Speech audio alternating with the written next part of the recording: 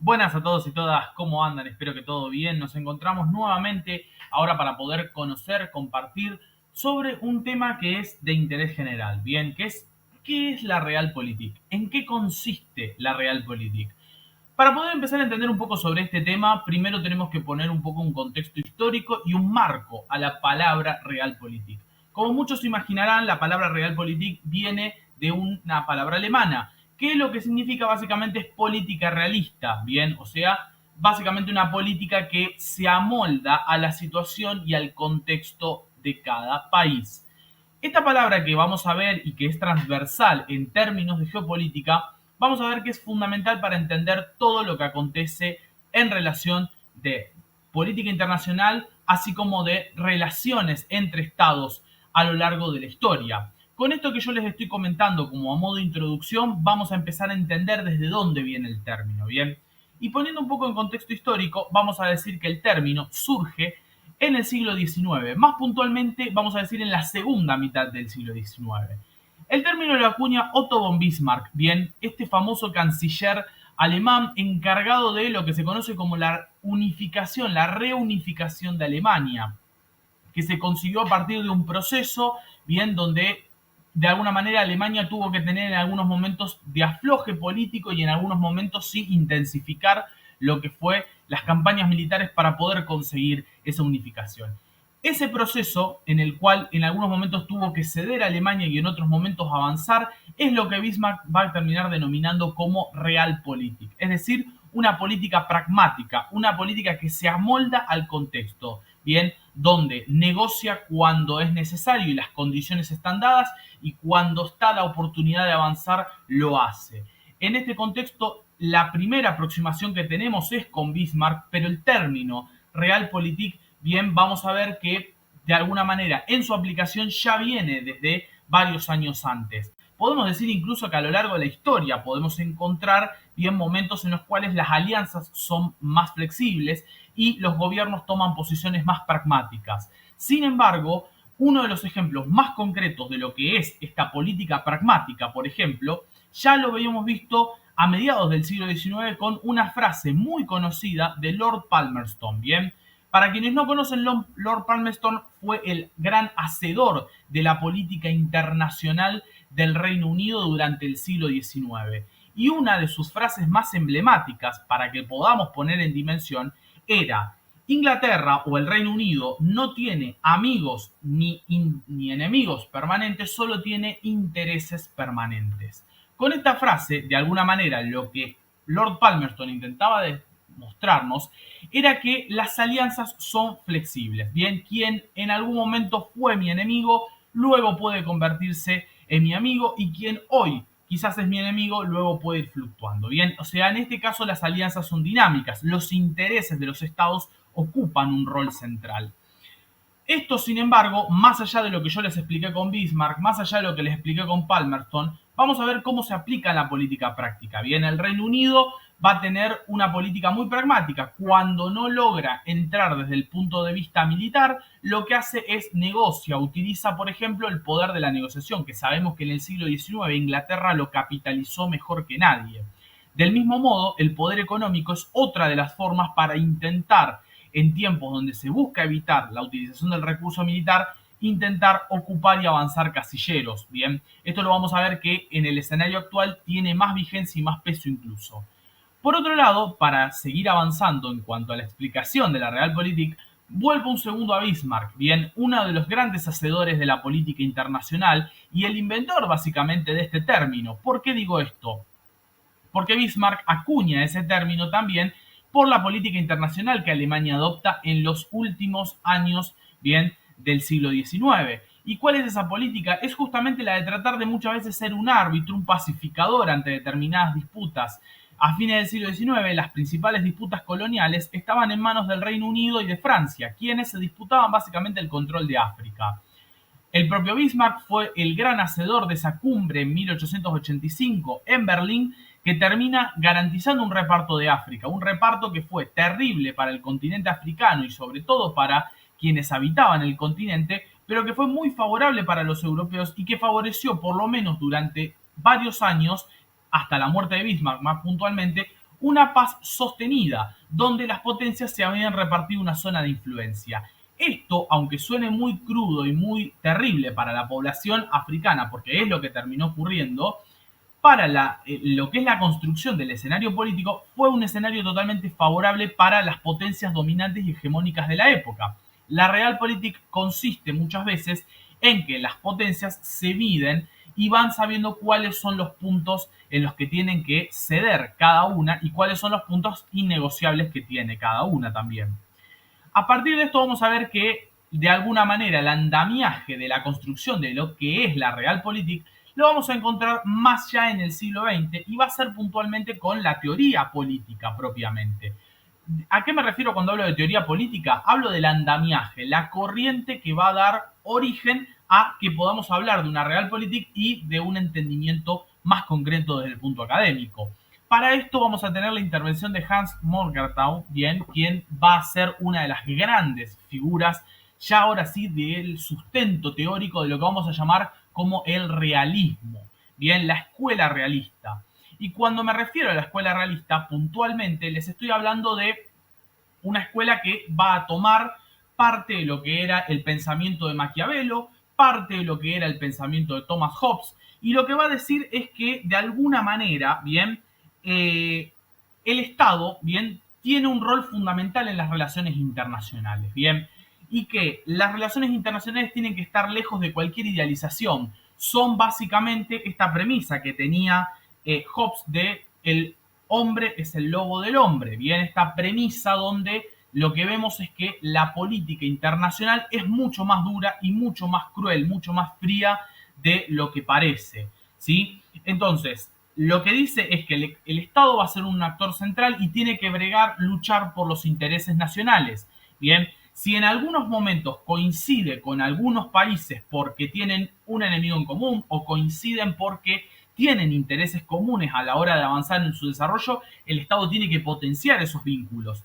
Pero las alianzas no son estáticas, son dinámicas y justamente acá lo que hace es ponerle un marco de teoría un poco más profunda a lo que habíamos visto que ya Palmerston y Bismarck desde el término más general nos habían planteado. Plantean también que el conflicto es inevitable en las relaciones internacionales. Con esto justamente confronta con la corriente idealista de las relaciones internacionales que es la que todo el tiempo brega por la paz. Lo que dice la corriente realista es que la paz es algo deseable, pero que es algo que no es lo que predomina en el escenario internacional y que claramente los estados deben estar preparados para entender que la guerra se desarrolla en distintos planos. Cuando menciono esto, vamos a pasarlo ahora sí a una cuestión más local. Y con esto me refiero puntualmente a que el término guerra no se refiere puntualmente al conflicto militar, a esa confrontación directa entre dos estados nacionales o más. Me refiero puntualmente a escenarios donde, además de la parte militar, a veces puede haber una guerra desde el punto de vista económico, desde el punto de vista hoy informático, desde el punto de vista cultural. Bien, esto vamos a ver que es transversal y acá vamos a ver que el término guerra se va complejizando. Esto no es algo que hayan inventado los realistas, es algo que claramente lo que hacen los realistas es retomar autores clásicos, bien como Sun Tzu, autores clásicos como von Clausewitz, y le dan un marco teórico, un andamiaje. Lo que hace básicamente es sacarle la careta a las relaciones internacionales y decir, las relaciones internacionales van fluctuando, los enemigos son dinámicos y las alianzas también. Por ende, los estados se ajustan a los intereses de acuerdo al momento histórico que viven. Por otro lado, si un Estado logra conseguir más recursos, va a tener más facilidades para poder avanzar en lo que es sus intereses, en poder cubrir sus necesidades. Pero por otro lado, lo que dice también es que la cooperación a nivel internacional se puede tratar de lograr, se puede anhelar, pero que también tiene sus límites, ¿bien? Que los límites son justamente los intereses de otros estados nacionales, ¿sí? Entonces, acá lo que plantea esta corriente realista es que los estados van a terminar haciendo, por lo general, lo que más le convenga a sus intereses nacionales y no necesariamente lo que más le convenga al mundo.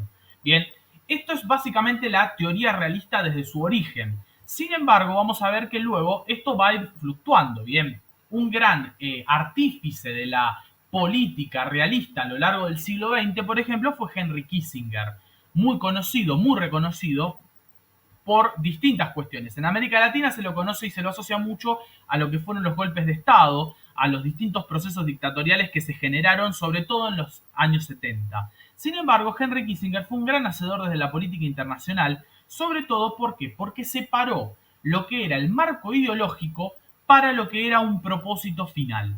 ¿A qué me estoy refiriendo con esto?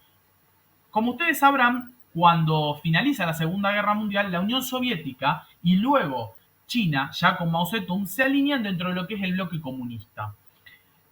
Hasta ese momento y hasta los años 60 siguieron siendo aliados hasta que después empezaron a tener diferencias dogmáticas e ideológicas entre sí, a partir de algunas disputas fronterizas. En el marco de esto, Henry Kissinger, ya en los 70, lo que dice es: nuestro enemigo principal es la Unión Soviética. No nos interesa la ideología que China aplique. Lo que nos interesa es nuestro enemigo principal, que es la Unión Soviética. Y si China estaba enemistada con la Unión Soviética, lo que Henry Kissinger hizo es una política de apaciguamiento. Es decir, vamos a decir, una tregua con esa China comunista. ¿Para qué? Para tratar de quitar del riñón, del área de influencia soviética a China y poder neutralizarla con el fin de seguir o intentando aislar más a la Unión Soviética.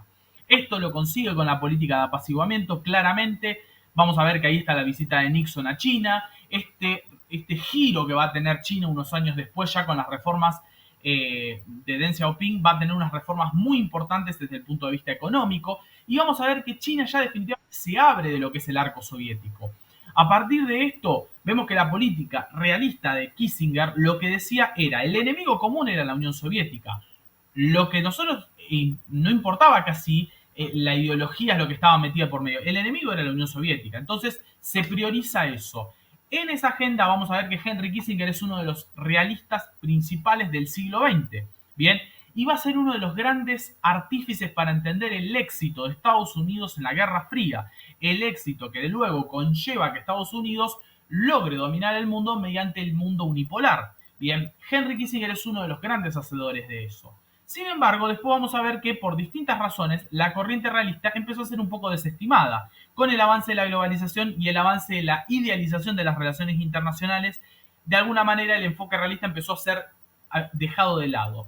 ¿Cuándo se lo empieza a retomar el enfoque realista? Y sobre todo a partir de, vamos a decir, el siglo XXI, bien, a partir del 2000-2001 en adelante. Ahí vamos a ver que aparece la corriente neorealista, una corriente que establece que los estados a lo largo del ancho del mundo establecen lo que se denomina como líneas rojas, por ejemplo, bien, que son líneas de seguridad. Acá uno de los grandes artífices de esto es John Mearsheimer, bien, uno de los autores actuales más presentes y uno de los académicos más importantes. Sin embargo, no es el único. Hay otros autores más, sobre todo en China, es una corriente que viene avanzando mucho, y en Rusia también. En Rusia vamos a tener la corriente de Alexander Dugin, bien, y en China también tenemos varios autores que van profundizando a partir del término. Sin embargo, lo que yo quiero mencionarles, y esto sí es fundamental, es que esta corriente establece que los estados tienen líneas rojas.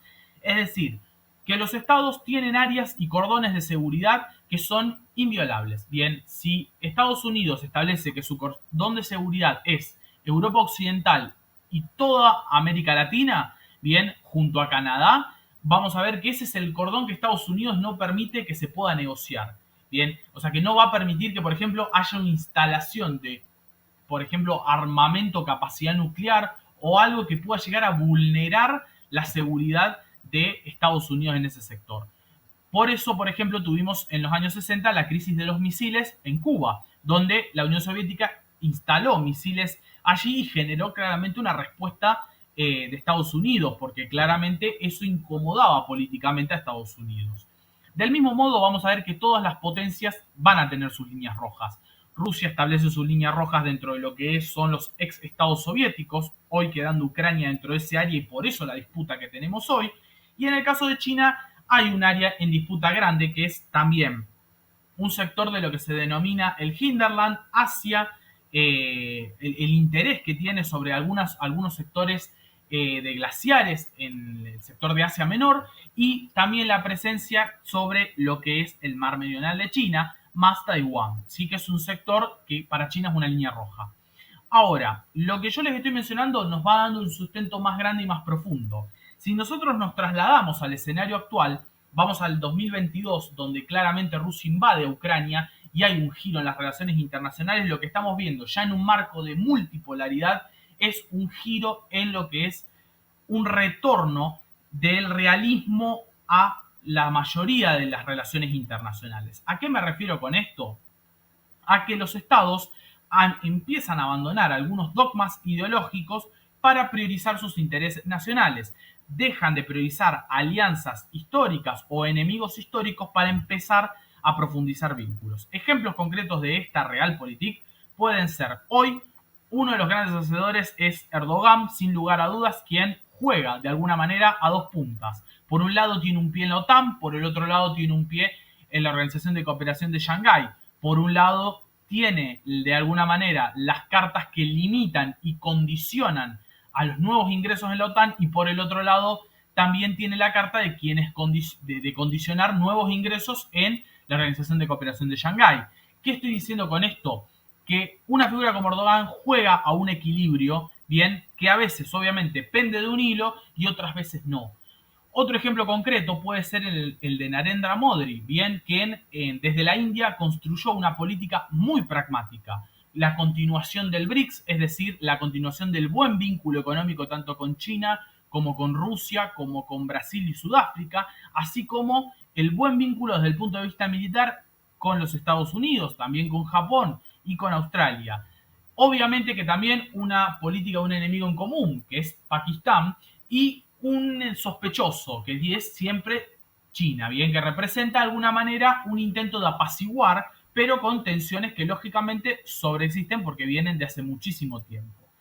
En todo este escenario que yo les estoy describiendo, yo les mencioné dos figuras, pero hay muchas más. Después podemos hablar de los ministros de Asuntos Exteriores. Por ejemplo, Sergei Lavrov, que es uno de los grandes representantes del realismo político actual. Bien, de esta Rusia que ha reconfigurado su escenario para priorizar sus intereses nacionales. ¿Cuáles son los intereses? Un poco por las sanciones occidentales y otro poco por las necesidades propias, pero Rusia reconstruye sus vínculos comerciales y apunta hacia India, apunta hacia China, apunta hacia Arabia Saudita, hacia Irán, hacia distintos países que abren sus puertas. Y por último, para cerrar y entender este giro del realismo político, quiero mencionarles una cuestión que me parece fundamental, que es el giro que tienen los estados a partir de determinadas cuestiones. Por ejemplo, Venezuela tiene todavía el gobierno de Nicolás Maduro. El gobierno de Nicolás Maduro fue totalmente sancionado por las economías occidentales, sin embargo, en los últimos meses, por una cuestión de un giro geopolítico que tuvo la OPEP,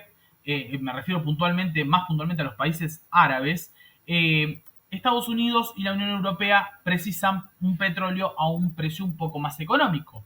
A partir de esto es que entonces las diferencias con el régimen de Nicolás Maduro empezaron a apaciguarse un poco por una necesidad económica. Esto es realpolitik. Incluso el partido más idealista, que es el Partido Demócrata a nivel internacional, termina teniendo un giro de realpolitik por una necesidad. Bien, si no le puedo comprar petróleo a los árabes y tampoco quiero agotar mis reservas, porque Estados Unidos tiene enormes reservas, pero no las quiere utilizar, tampoco le puedo comprar a Rusia, ¿qué hago? Reabro el mercado con Venezuela. Obviamente, a partir de determinadas cuestiones, sin hacer un reconocimiento total al gobierno de Maduro, pero sí, por ejemplo, quitándole el reconocimiento a Juan Guaidó, justamente abriendo una puerta de eventual negociación y de gestos, porque es la diplomacia de los gestos la que también va dando pie a esta realpolitik. Por otro lado, tenemos a Arabia Saudí, quien históricamente, junto a los Emiratos Árabes, fueron socios históricos de los Estados Unidos y actualmente los vínculos no atraviesan su mejor punto de entendimiento. Y esto tiene una cuestión. Primero que nada, el acercamiento que han tenido estos países con China, porque China representa grandes inversiones en los sectores estratégicos que ellos buscan potenciar, sea por ejemplo la ciencia, la tecnología, así como también vamos viendo que en otro de los ejemplos hay un acuerdo entre Arabia Saudita y Rusia que hasta hace unos años se llevaban muy mal y tenían notables encontronazos en cuanto al peso del petróleo, y acá establecen una política en común que obviamente preocupa a Estados Unidos, pero hace que, por ejemplo, desde el mundo árabe se tome una política mucho más pragmática, acorde a los intereses del mundo árabe y acorde a los intereses nacionales, saudíes, de los Emiratos Árabes, de Qatar, etcétera. Se adopta una política que favorece a eso. Bien, de alguna manera esto es explicado de manera muy sencilla. ¿Qué es la realpolitik? Así que si el video les gustó, les recomiendo que por favor le den me gusta al video, que se suscriban y estaremos encontrándonos nuevamente para hacer otros videos en torno a este tipo de temáticas. Un saludo muy grande y nos estamos viendo.